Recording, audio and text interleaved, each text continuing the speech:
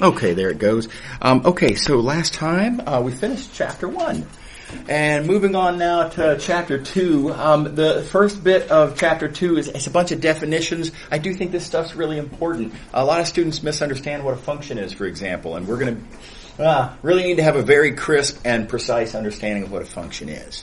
And then various things related to functions, like how do you define inverse functions, and just a lot of things like that.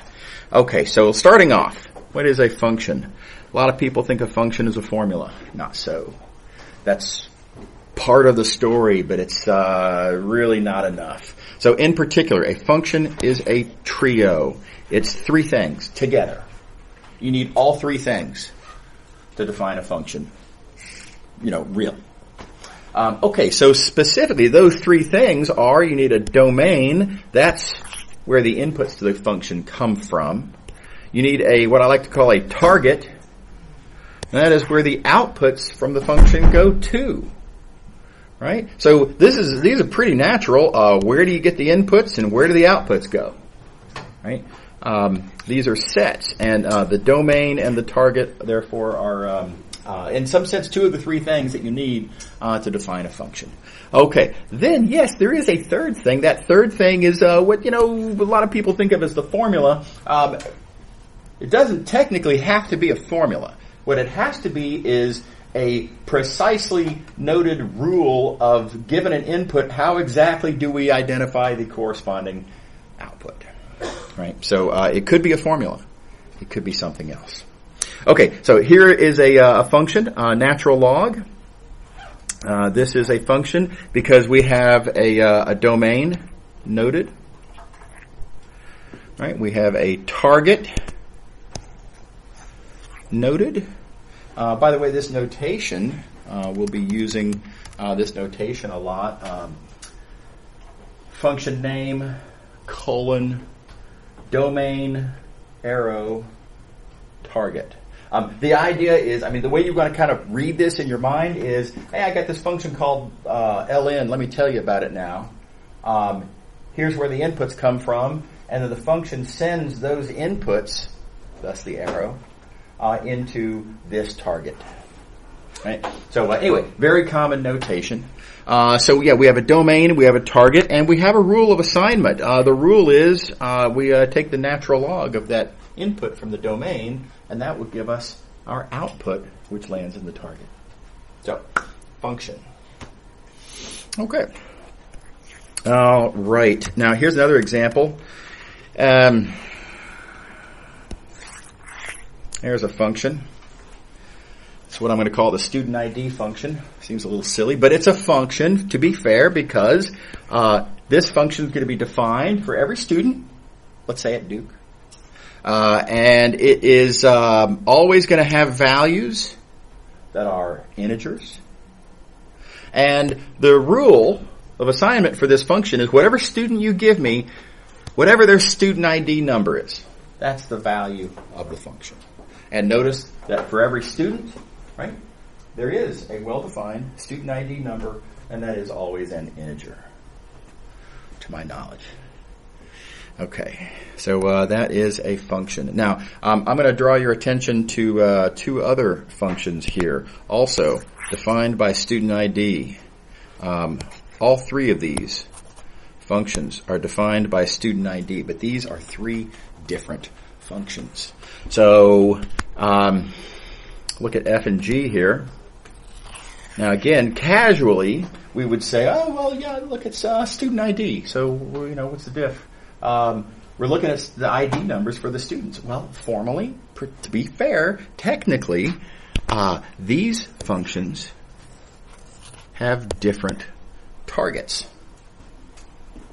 They both work, right? Every ID number is an integer, and also true, every ID number is a real number, right? So they sound like they're the same function, but they are different because they have different targets. Therefore, as functions, keeping in mind that a function is a trio, a function is all three of those things. They are different as trios because they differ in one of the three things.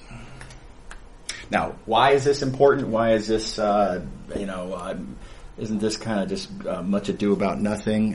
Who cares? It's going to turn out to matter, and we're going to see on the next page why this matters. But anyway, we'll come to that. Okay. So likewise, here's another couple of functions. If I compare, if I compare f and h. Again, both defined by student ID number. Give me 2 seconds. Both defined by student ID number. Both have the same target.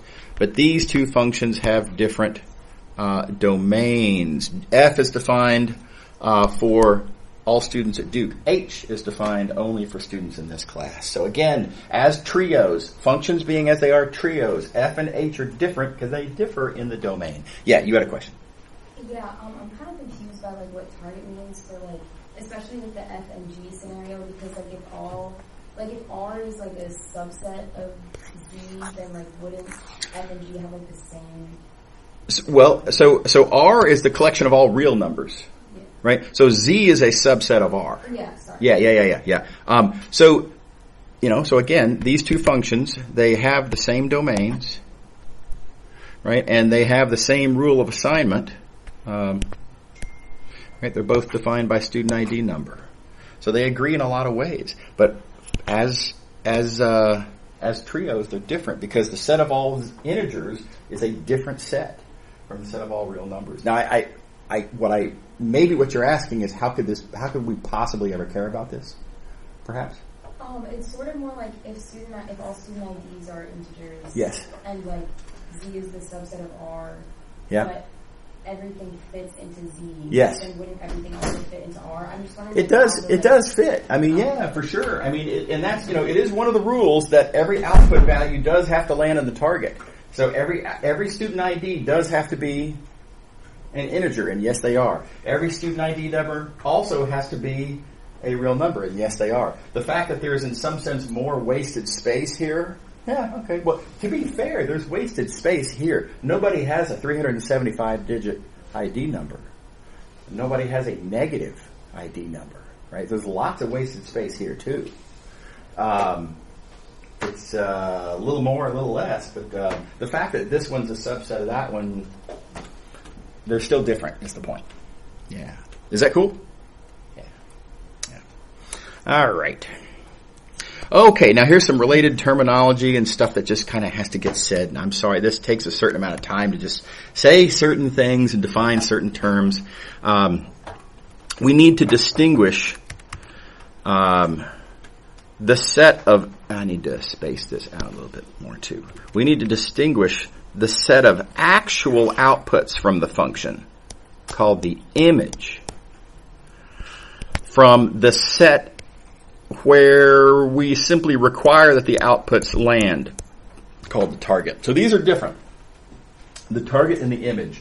The target has more flexibility. Again, the only requirement is all the outputs have to land in the target. The image is defined very precisely from the function itself, and is the actual output values. Right? So that does not have to be the entire target. The target might have lots of, again, sort of wasted space, and that's fine. The image, though, is the actual outputs. So, for example, let's look at this function down here. Here's here we go. There's a function from R to R. F of x is equal to x squared. Domain, target, rule of assignment. The target, the set of where the outputs have to land is R, but the actual outputs, what actually comes out of this function? Just the non-negative numbers. Right? So these are not the same set. The target is all real numbers. The range is just the non-negative numbers, because let's face it, when you square stuff, you never get negative. Is that cool? Is everybody on board? Okay. Now again, who cares? Why would we be interested in this? Again, it's going to turn out to matter. We're going to need these ideas very, very quickly here. Okay. All right. A little bit more terminology. When you have a function that takes an input to an output, and keep in mind the input here comes from the domain, the output here lands in the target. That output we call the image. Y is the image of X because it's what comes out.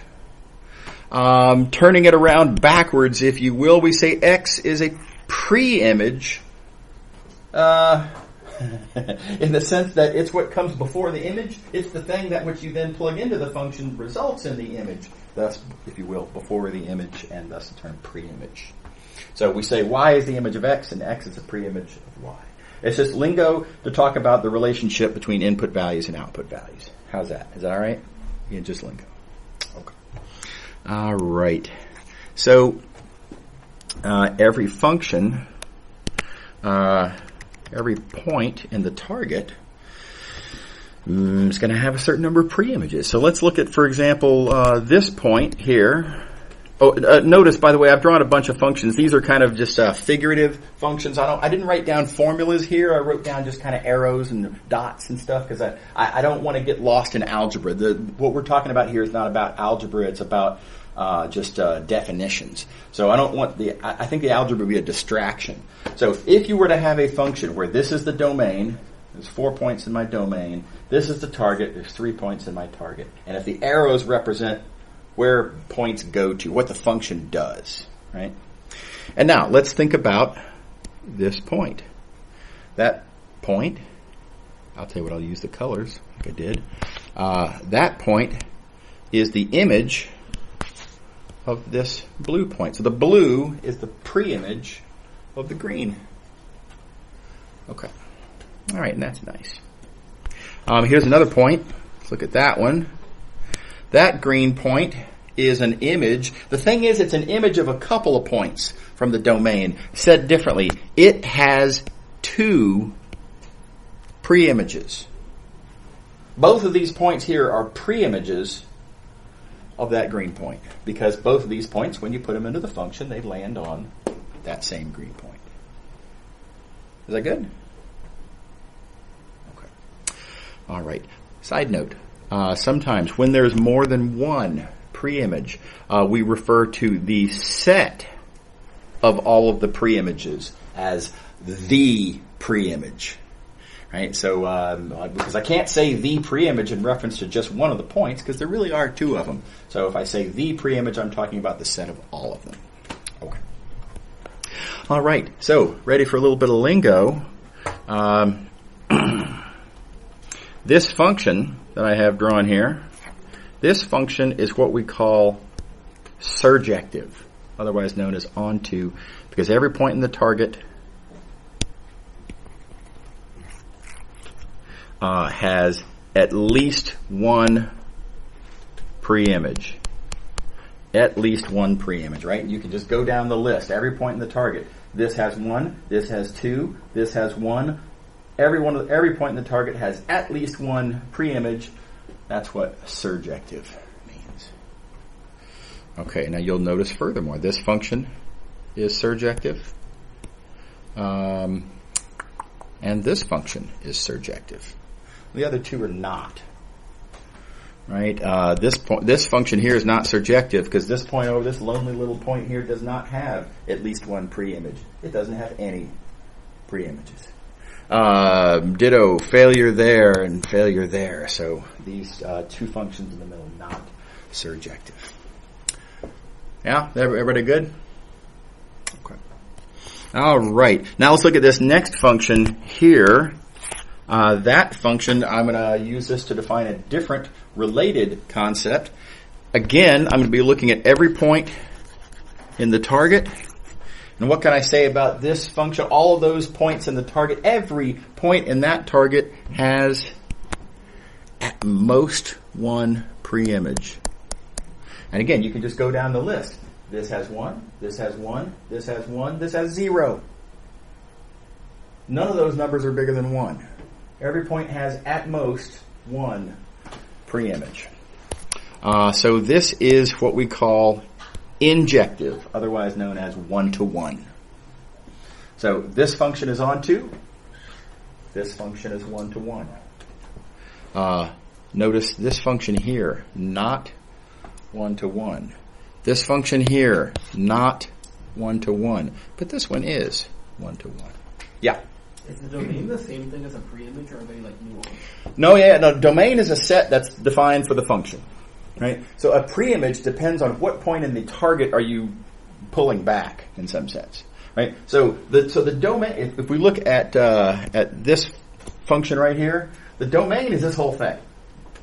Right? Preimage says I'm going to look at an output point.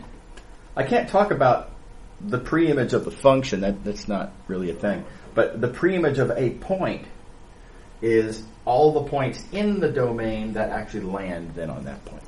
Yeah. Okay. So yes. Did you say that the domain is like the set of all preimages then? Yes. I think that's absolutely. Yep. But that's I would say that's a true statement, but also there's no particular reason to do that. But it's true. Yes. I didn't understand why the fourth image is different to the second one. Why what now? The fourth image where you said both is different from the second image. I'm just not understanding. I'm sorry. Say it one more time. The second one is a 1. You talking about this one? Yeah, that's okay. 1 to 1, right? Yes. And the fourth one you bring both. Could you just explain that again? Why this is both? Yeah. Okay. So let's look at the points in the target. Here are the points in the target. They all have exactly one preimage. Exactly one is at least one, and exactly one is also no more than one. Okay. Yeah. So every point in this list has no more than one preimage, and every point in that target also has at least one preimage. Right, so a 1-to-1 function won't be invertible, the second image. Yeah, a function that is 1-to-1 only, but not onto. Yeah, that's right. This is not invertible. Okay. Yeah, but we're a little ahead. We haven't quite gotten there yet. Okay. Yeah. Okay. All right. So is everybody clear on surjective and injective? And feel free to say onto or 1-to-1. That's also fine. Okay. So you've kind of just hit your nail right on the head of the next thing that I want to talk about, which is the fact that this function I've drawn here is both. And something really nice happens when they're both. And by the way, my take on why they call this bijective is because such a function is both of the jectives, and so therefore bijective. I don't know, I think that's funny. That's how I remember it. So bijective, but more directly, such a function is invertible. Because every point has exactly one preimage. And if you think about it, that's exactly what we need in order to define an inverse. Let's go through here and try to define inverses for these functions. Let's try to define, what would I mean by the inverse of this function? Well, the function takes that point to that point, so the inverse would have to take this point to there. All right, fine. Where's this point going to go? I mean, does it go there or does it go there? It's just not clear. There is no, single, unambiguous way to define an inverse here. It's just we have too many options. Okay, so if the function fails to be 1-to-1, then we've got a problem. You can't define the inverse. And then likewise, now let's look at this function here. I can say that's where that goes, and that's where that goes, and that's where that goes for the inverse. But where does that point go? I have too few options to define a value of the inverse function for that point. And neither of these is acceptable, right? And whenever you're defining a function, in this case an inverse function, you need for every point in the what had been the target and what is now going to supposedly, hopefully, be the domain of your new inverse function, for every such point, I need exactly one value for that inverse function. And therefore, I need, for the original function, for every point to have exactly one preimage.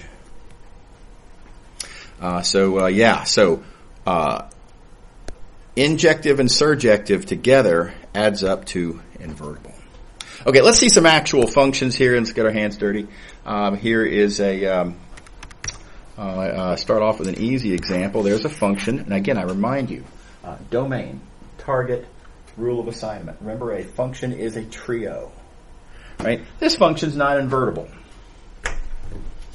It isn't, right? I mean, for the value in the target known as 25, what would f inverse be?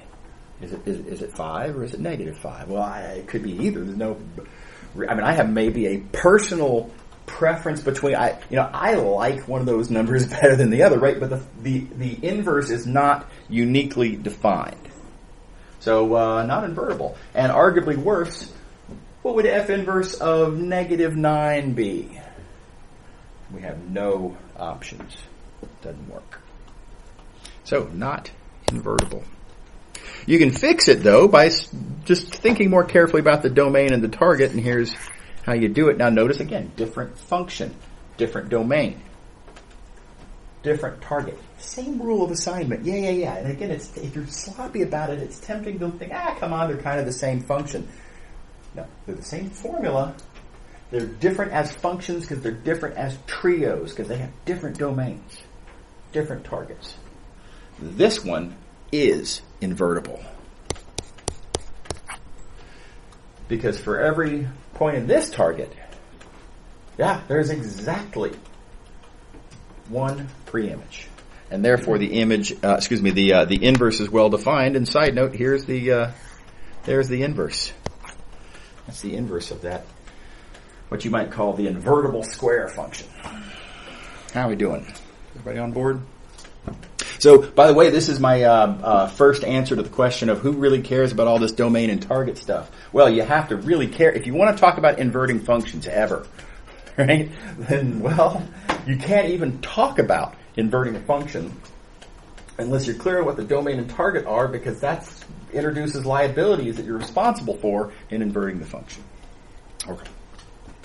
All right. Here's a related example.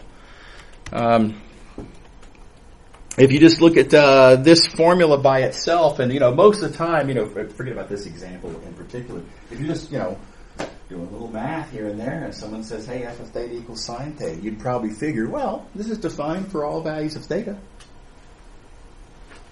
and your domain then is the whole real number line, and that's fine. There's nothing wrong with that until you want to invert it, and that function's not invertible. Right? But if we're more careful, and if we define our domain and target specifically in this way here, there's our domain, there's our target. This function is invertible. This is what I call the invertible sign function. It's not defined everywhere. It's only defined between negative pi over 2 and pi over 2. Very importantly. Right? So you don't want to use the invertible sign function for general purposes, because sometimes you need to compute the sine of 3 pi. Right? We need that. But if you want to invert it, you got to restrict the domain, restrict the target, and in fact, let me to be clear then, this domain is those values of theta, this target is those values of y, and this invertible sign function is invertible between those two sets. And saying that y is sine theta, I can just as well say theta is arc sine y. And arc sine is the inverse of that invertible sine function. Everybody good? So let me point out now, so a lot of students, certainly, I'll say, when I was in high school, there were a lot of students in high school that were a little shaky on these particulars of trig functions. And in particular, what is the proper domain to make one of the trig functions actually be invertible? And so it is very, very common for students to come into a class like this and actually still be a little shaky. What is the domain of the invertible tangent function or the invertible cosecant function, right? So these are things that you have to think through and make sure that you're clear on. So if you're a little shaky on those, please find a good resource. There's a million of them online, and make sure that you're very comfortable with the domains of the invertible trig functions, and therefore the values of the inverse trig functions. Okay. Is everybody okay with what I got here? Okay. By the way, real quick, I'll also point out, and this is my little pitch over here for the unit circle, and I like to think of it as that these values of theta from negative pi over 2 to pi over 2 are like that, and then these values of y from negative 1 to 1 are like this. And the sine function or the invertible sine function, take your pick. Really all those are is just horizontal relationships there between those blue values, those blue angles, and those orange coordinates. And unit circle, good stuff. All right. Yeah. Okay, another little bit of terminology. There's so much terminology we have to wade through here. I know this is boring. So when you have a function that has a bunch of variables in it, and it has possibly a bunch of output variables, there's different versions of what kind of functions you can get out of this, and it depends on how many of those variables you have. So first, let's look at the output values. Right? If you have just a single output value, that output then, it would be just y1. That is a real number. We would call that a real valued function. Of course, real numbers are scalars, so we would also call that a scalar valued function. On the other hand, you might have several output variables. Right? We talked about some examples of that kind of thing first day of class. If you have several output variables, if you think about it, that means that your output, by being several variables, can be thought of as a vector. And so we would call that a vector valued function. So y'all are going to hear this a lot. You're going to hear me talking about vector valued blah, blah, blah, or scalar valued such and such. Right? And this is what I'm talking about. I'm talking about how many coordinates or what kind of object or objects come out of the function. And analogously, there's the question of what goes into the function. Right? If just a single number goes in, just one input, no surprise, we would call that a single variable function. And of course, you might have several numbers go in. You might, as I have it drawn here, it might be x1 through xn. There are multiple variables, thus the name multivariable. Multivariable function. And I'll recognize that just kind of following the pattern, you'd think that maybe a function like this could be called a vector variable function, and I feel like that would be a reasonable term. I've just never heard anyone use that term. So anyway, whatever, people tend to say multivariable. So anyway. Okay. All right. Another little bit of terminology. Oh, gosh. Let's look at y1 by itself. Now, all of these are functions of x1 through xn, but here's the thing. If they all are functions of x1 through xn, then y1 by itself also is a function of x1 through xn. Now, this, y1 thought of as a function by itself, it, and ignoring all the other coordinates, it alone being a function of x1 through xn, is a function. It's not the same as f. F has a bunch of outputs. This has only a single output. Nevertheless, it's connected, and you can see it's connected in the sense that it is looking at a single component of f, one of the output components. And so no surprise, this is called a component function of f. So, terminology. All right. Okay, and so now I've already talked about these kinds of examples, but just another sort of quick reminder. Vector-valued multivariable functions are, it sounds like a very abstract kind of, unrelatable sort of a thing. But there's really nothing weird about it at all. Vector valued, again, just means you have a lot of outputs.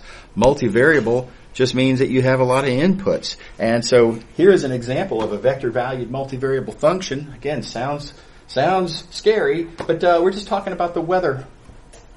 Weather depends on where you are, longitude and latitude. It depends on how high above the ground you are. Right? If you go up to the altitude where airplanes are flying, it's really cold up there. Really cold, really windy. Right? And weather, of course, depends on time. It varies wherever you might happen to be. Furthermore, weather takes on different characteristics. There's temperature, there's barometric pressure, blah, blah, blah, a bunch of things you can say about weather. So all of this is just kind of a way of organizing, talking about the weather. The most,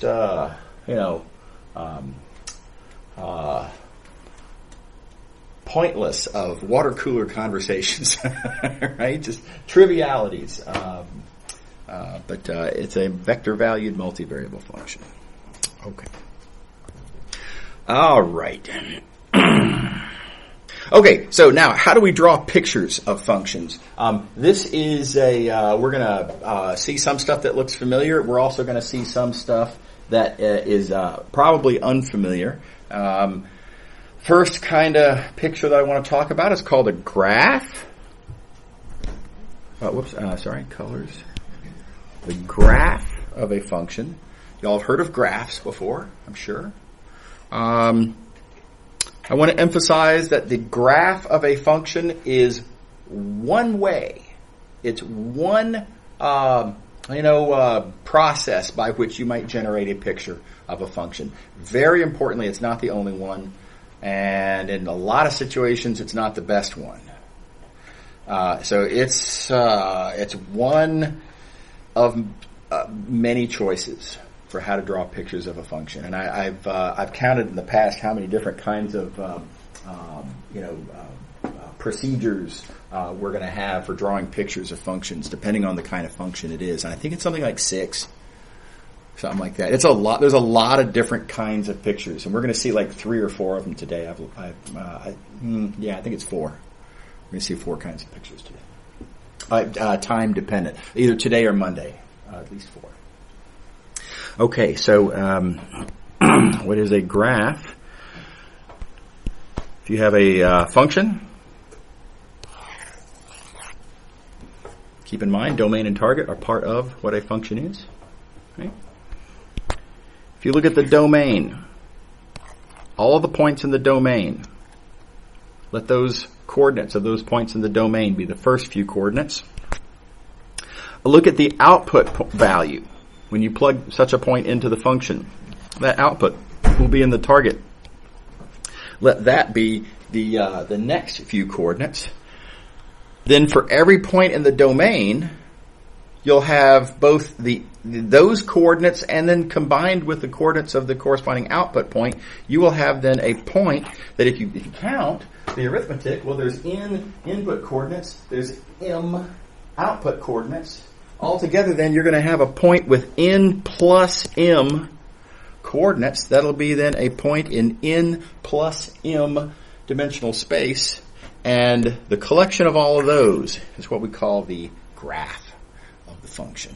Now, let me show you a very familiar example so you can see how this is really just a generalization of, it's what we're already sort of accustomed to.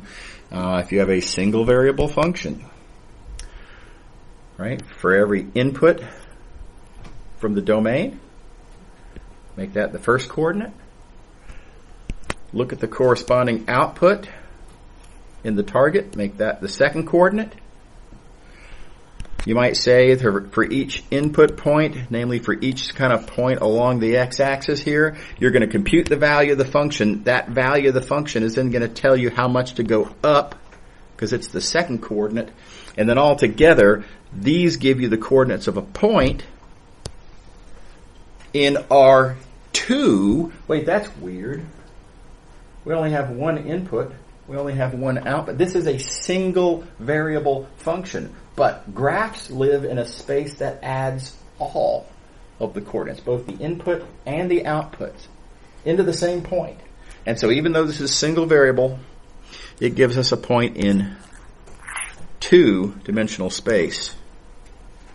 And that's a point on the graph. And if you think about it, if you do this for every point in the domain, right, for every value of x, for each point along this x-axis, you push up according to what the function says, and that will then give you a curve that is the graph. How we doing? Everybody okay? So notice this is just an example of this more general construction. Okay. All right. So now what I want to do is I want to follow the pattern, and let's do the same thing, but for a function with two variables, two input variables.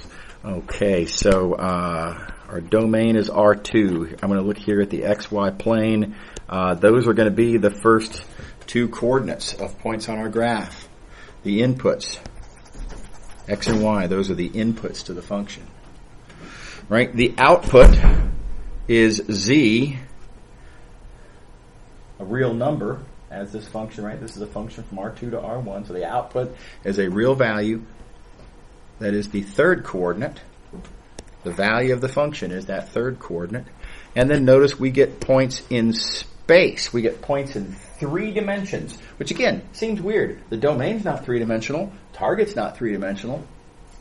But 2 plus 1 is 3, and thus the graph is in a 3-dimensional space. And so we get a point like this in space.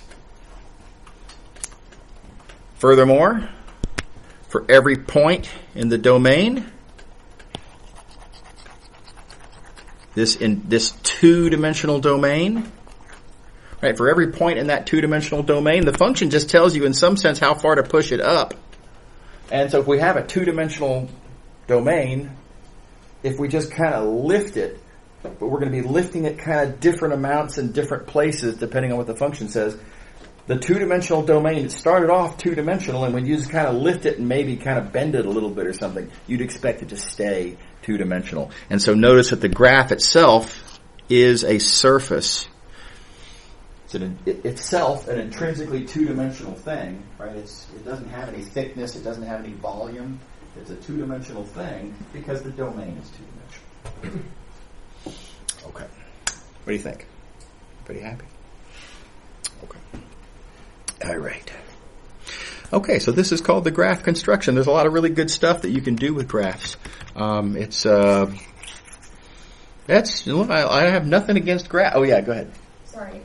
So like it's 2-dimensional, but it's like warped and things. Yeah, that's the thing. I mean, a lot of people would look at this surface here and say, okay, well, it's a 3-dimensional surface, but what we're accidentally doing there is conflating two different things. There's the dimension of the object itself, and there's the dimension of the world that it lives in, right? And so for example, a line, right? A line that you might parameterize, a line itself is 1-dimensional. You only need one coordinate to know where you are along the line. Lines don't have volume. Lines don't have area. They only have length. It's an intrinsically 1-dimensional thing. But yeah, it lives in 3-dimensional space. Any point on the line has 3 coordinates. So that's right. You have to don't accidentally conflate the dimension of the object itself and the dimension of the world where it lives. Yeah, it's a great question. Does that make sense? Yeah, cool. Okay, good. So yeah, again, I'm a fan. I like graphs. The problem is that in single variable calculus classes, graphs are so useful. They're like basically the only picture students ever draw of functions. And as a result, a lot of students kind of just assume that every picture they draw is a graph. And in single variable calculus, that's kind of true, right? So the problem is that in multivariable, it won't be. In multivariable, we're going to see different kinds of constructions that are not graphs, and the interpretation of which will be very different from graphs. And we just can't not do that. There is no option to just, I will always look only at graphs, like in a single variable calculus class. And let me show you an example of why. Let's look at this function right here. Function from R3 to R1. Notice I didn't have to do anything really all that, sort of outlandish to create such a, what's going to be a huge problem here. I only have 3 variables. I only have 1 output value. And yet, if I were to follow the rules, right, and say, okay, well, I have 3 input variables that are going to be my first coordinates, and then I have 1 output variable. That's going to be my sort of last coordinate. Then all together, my graph has 1, 2, 3, 4 coordinates. This would be a picture in 4-dimensional space, and I can't do it. Right? I don't think anyone really can actually visualize 4-dimensional things. You certainly can't draw pictures. So graph construction is a bad construction for you. It's basically useless to talk about graphs for a function like this that's, again, just barely multivariable at all. It's only got 3. Right? So I'm trying to persuade y'all here that, again, graphs are, again, they're useful for some things, and it's all well and good, but don't assume that everything that you see is a graph. A lot of pictures that we're going to see are not graphs. Okay, so I've already kind of made these 2 points. Don't conflate a function with a picture we represent it by. The function is an algebraic thing. It's a trio. Domain, target, rule of assignment. Function is an algebraic thing. The graph is a picture that we use to help us understand it. It's not the same as the function itself. Okay. All right. Next one. What I like to call the literal picture. It really is pretty literal. Here is a function. Our function has a domain R3. Okay, let's draw that. There it is. That's literally R3.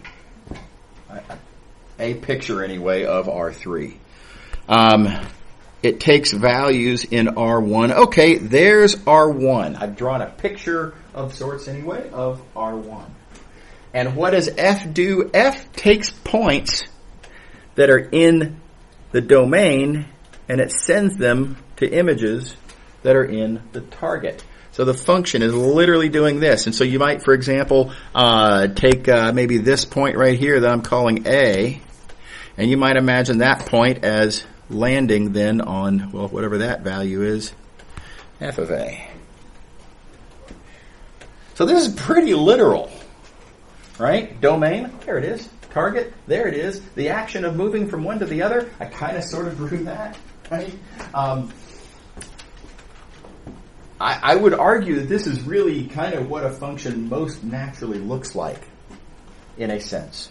Now, there is something that's bad, obviously, about this picture. I can't see the shape, if you will, right? Let's appreciate that when we're looking at graphs of single variable functions, I can see the curve, and y'all have built up powerful intuition for, when the curve is above the line, the function's positive, and when it's below, it's negative, and when it's kind of angled like this, then the derivative is positive, and when it's angled kind of like that, then the derivative, and then if it's curving one way or curving, that means second derivative. Y'all have tremendous intuition for how to relate the geometry of this picture to the algebra of the function. And that's good. Love it. This doesn't have that. Fair complaint. Point of order, that's an apples and oranges comparison. For a function from R3 to R1, if you want to compare this literal picture to graphs, we really should be thinking about the graph of a function from R3 to R1, which again, we can't draw because it's a 4-dimensional picture and we got nothing. Right? So I would say that at least for this kind of a function, for a function from R3 to R1, this may not be awesome, but it's something, and it's also really natural. And there's a lot that this doesn't tell me about the function, but at least it's a kind of a picture. And if you want to, again, compare, head-to-head comparison, how do graphs fare? Fail. Graphs are just a massive fail for this function. Everybody on board? Okay. Okay. Level sets. Level sets are a big one. Level sets are pre-images. Now I've written it down here with a bunch of, mathy notation. All this says is we're going to take a point in the target and we're going to look at all of the points in the domain that land on that. So all the points in the domain such that when you plug them into the function, you get that output value. So, for example, let's look at, I've already forgotten what order I did the colors. Yeah, okay, all right. If I look at this output value here, 1. All right. What are the points over here that land on 1? Well, okay, so what I got to do is ask, what are the points where the value of the function equals 1? So I get this equation, right? 1 being the output point that we're looking at. And then the input points are the points that satisfy this equation. They're the points over here. In particular, they're the points on this blue circle here. So it's a pre-image because it's literally the set of points in the domain that, when you put them into the function, land on your chosen output value, your chosen image. Okay. Does that make sense? Everybody with me? Okay. All right. I claim you all have actually seen level sets in multiple contexts. One is if you ever look at a weather map and they have various colors that represent this streak along in here is where the temperature is in the 60s. And then this streak along in here is where the temperature is in the 70s. Well, the lines between the colors are where the temperature is exactly 70. That's a level set. That's where the function equals a specific value. Here's another one, contour lines. So contour lines tell you where the altitude takes a particular value. So for example, this curve here on a contour map, that's telling you where the function, let's say, is 300 feet. And then here's another contour line. That's where the altitude maybe is 400 feet, etc. And looking at these lines, and if each one sort of represents, an additional 100 feet, you can kind of see what's going on here. We're getting higher and higher as we approach this point right here. So this is the top of the mountain if you're out on a hike, right? And, here you're low altitude, and as you go up, you climb the mountain, you get up to the top of the mountain. Right? You can also see how steep things are in a way. Now, again, this is not a graph. Very importantly, not a graph. Right? But again, kind of useful geometrically in some ways. I know that if this is the trail that I follow, I'm going to be doing some pretty steep hiking along in here, right? Because I'm going to be gaining 100 feet of altitude over very little sort of map distance. That means I'm going mostly up, right? Whereas over here, that's not very steep at all because it takes me a long distance to cover that same 100 feet of altitude gain. Whereas a much more leisurely hike would be that red path. Much more reasonable, right? No steep parts on that red path. And you will see these contour maps in a lot of places. Here I have this is just a screenshot from Google Maps of El Capitan in Yosemite. And it's a pretty dramatic thing to see in real life. If you ever get a chance, I strongly encourage you. But notice they have all these lines on here. But again, this is just on the terrain map option from Google Maps. And notice what we've got in particular. I'm going to start by looking at, let's see, where to go. Yeah, this curve right here. That's a contour line. You'll notice that A nearby contour line is 7,200 feet altitude.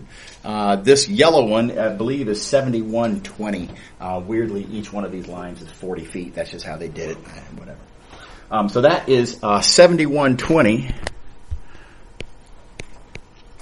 And just for comparison, this line here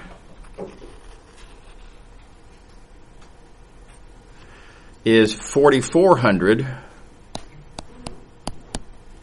And that means that if you're, a daredevil, and you go from here to there, then you are gaining, what is that, 2,700 and change feet. 2,700 feet of altitude gain. Half a mile, more than half a mile straight up over such a very, very short little distance, which I think is like 300 or 400 feet horizontally. Right? So it's just bonkers steep. It's just insane. It's something like this. Right? On the other hand, what would I do to get to the top of El Capitan? At most, I might entertain the idea of doing a hike maybe kind of like this.